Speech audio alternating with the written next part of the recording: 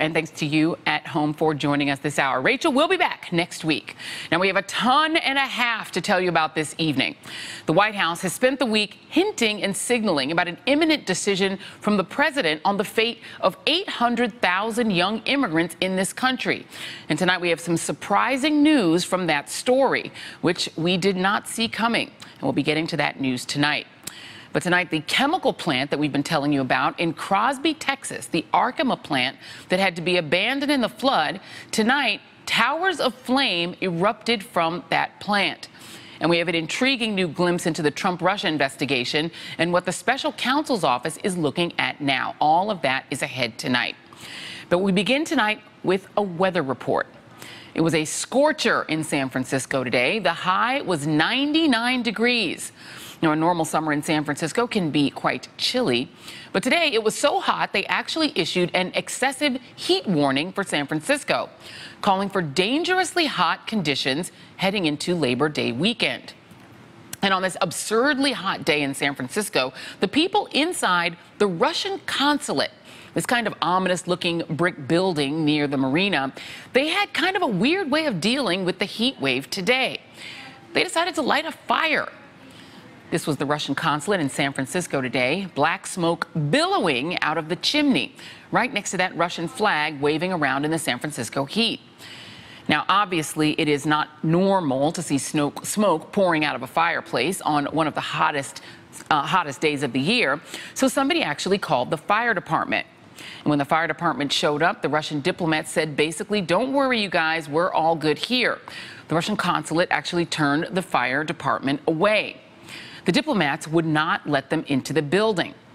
As the Associated Press reported today that the Russian consulate staff told the fire department that they were burning unidentified items in a fireplace. Nothing to see here, you guys, but thanks for stopping by. Now, even on a normal day, this is totally bizarre, right? There are lots of ways to get rid of things that you don't want in an office. I hear that Staples has a great deal on shredders. But this was not a normal day at the Russian consulate because yesterday, the State Department told the Russian government to pack up and get out of San Francisco pronto. The U.S. told Russia yesterday their diplomats have to vacate the consulate in San Francisco by Saturday, as well as 2 annexes in New York and D.C. as part of the ongoing retaliation over Russia hacking our election, which is why that smoke today pouring out of that Russian chimney was so suspicious. The flames went up less than a day before they had been ordered to vacate the premises. Now, my guess is they were not making s'mores. Now, a lot of what happens between the United States and Russia, especially in this complicated, weird time for our two countries, goes on in secret. It doesn't usually play out in the bright light of day. There are secret cables and phone calls. There are closed-door meetings. There's espionage and undercover spies. But today, there was smoke in San Francisco in a heat wave, which is funny. But what the two sides are fighting about is not funny at all. Russia really did attack us last year in a few very different ways. There was the attack on our political system, on our political parties, the Russian hack of the DNC and the Hillary Clinton campaign.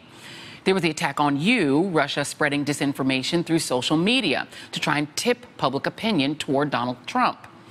And there was one more prong to this attack, one really important weapon in Russia's arsenal that has not gotten nearly as much attention. And that is the attack on our election, on our infrastructure, on the actual ways that we vote in this country. This show has reported a lot on how elections in this country are decentralized. We talk about how a single election is not really a single election, but really a bit like picking a president is like a big clump of small individual elections all over the country, thousands and thousands of them. Which is why if you wanted to try and hack the election, if you wanted to break into voting machines and start running up the score for the candidate of your choice, it would actually be really hard. You can't just pop the hood and start cutting wires. You'd have to crack 9,000 different systems across 50 different states. But physically changing the vote totals is not the only way to swing the outcome of an election. Another way to do it, an easier way to do it, is to keep actual people from voting in the first place. This show, for example, has talked about what happened in Dallas County in Texas before people started heading to the rolls in Dallas County this time last November. Before that happened, something alarming started happening to the voting systems there. The FBI had sent out this scary-looking flash to election officials all across the country before the election. Local counties were given IP addresses and web servers connected to hackers that the FBI said were trying to break into electoral systems. That federal authorities wanted local officials to run a check to make sure that there were no signs of those IP addresses in their systems. And when Dallas County ran that check, they found out not just one, but they actually found 17 computers from 17 of those addresses flagged by the FBI that they had tried to break into Dallas County's voter rolls, at least some of which were from computers in Russia. Dallas County has over 1 million voters in its database. It has your name, your date of birth, your addresses, which determines where you get to vote. In a place like Dallas County, which is a blue county, the voter rolls are packed with Democrats. Now, Dallas County is a bright blue dot in that sea of red. Hillary Clinton lost the state of Texas in the presidential election, but she won Dallas County by a whopping 26 points. Dallas is a center of Democratic votes in the state of Texas. So when local reporters asked a couple of neighboring Republican counties whether they also experienced attempts to hack in, the Republican county said no, not as far as they could tell. So the Democratic-leaning county was targeted. Its Republican neighbors were not.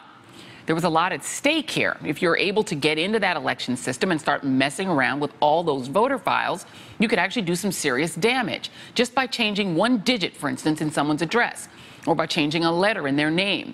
You could presumably keep thousands and thousands of voters from casting ballots. That is how you swing an election. Without changing one digit of the vote tallies, you can keep people from actually voting. You can actually create chaos at the polls, which brings us to a place called Durham, North Carolina. Welcome to the Election HQ on election night. I'm Tisha Powell. Hi, everyone. I'm Steve Daniels. We'll be here all night watching the big races on air. The big news at this hour, 8 Durham precincts extending voting hours, some as little as 15 minutes, others extending a full hour to 8:30. This comes after several precincts had problems with the voting check-in system. The computers didn't work right, so they went to paper books. Durham County has more Democrats than any other county in North Carolina. On election night, Durham's voting machines were working just fine. It was the voting check-in system that was causing problems. When voters gave their names to sign in at the polls, lots of people were told that they were ineligible to vote for a variety of reasons. Local officials blamed a combination of human error and software malfunctions. But it turns out that the company had also been hit by Russian hackers months before the election. Now, it's unclear how many people were kept from voting because of that check-in problem in Durham, or how many people got frustrated by the delays and the long lines because of that problem and just gave up. Nor is it clear that the hacking created problems at the polls. The company officials believe that they fended off the hackers, And there's a lot that we don't know about what happened in Durham, North Carolina, and across the country. But just today, we got this unsettling report from the New York Times that the hacking of our electoral systems is, quote, more extensive than previously disclosed. Besides the company in North Carolina, quote, hackers breached at least 2 other providers of critical election services well ahead of the 2016 voting. The officials would not disclose the names of the companies. All this time after the election, the Times reports that local and state and federal agencies have conducted little of the type of digital forensic investigation that's required to assess the impact, if any, on voting in at least 21 states whose election systems were targeted by Russian hackers.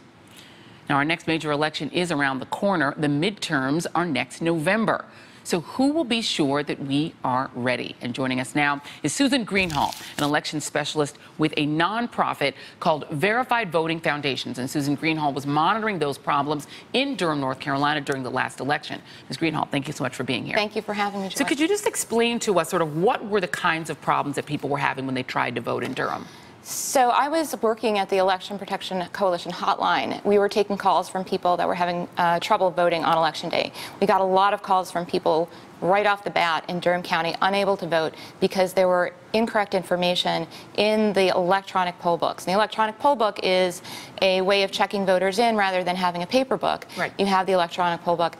And the information there was wrong. Either people were told that they had the wrong address, they were at the wrong location, they had voted early, they had voted during absentee voting. When they were saying, I know I didn't vote early, I was at my cousin's wedding the day they told me that I did. So the people were being told that they couldn't vote, and the poll books were taken offline in the entire county, which then caused greater problems because now nobody could vote. Now, were you able to determine that these kinds of problems that you saw taking place in Durham did not happen in more Republican counties? Was it specifically a problem just in Durham? There were problems in different counties in North Carolina, not anywhere near as widespread as Durham. They were much more pronounced and intensified there. We had some problems, but I didn't look at how they broke down as far as the demographics go. We're just worried to make sure people got there to vote and got to be able to cast their vote. And is there a way to determine definitively if the problems that we saw in Durham were because of a hacked system or system malfunction? So that's the important question, because if you were trying to mess with the polls and mess with the voter rolls to keep people from voting, you would cause a type of chaos that we saw on the ground in Durham to keep people from being able to cast their vote.